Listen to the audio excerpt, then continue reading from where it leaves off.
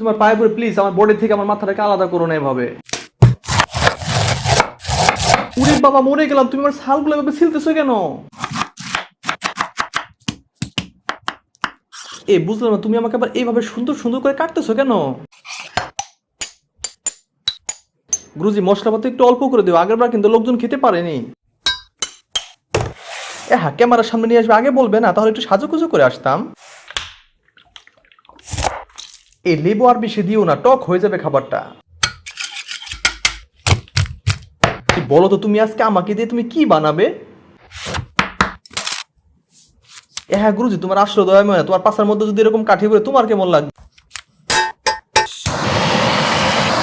আরে গুরুজি তোমার কি দয়াময় বলতে একদমই কিছু নাই, তুমি আমাকে আগুন দিয়ে ঝলসে দিচ্ছ কেন?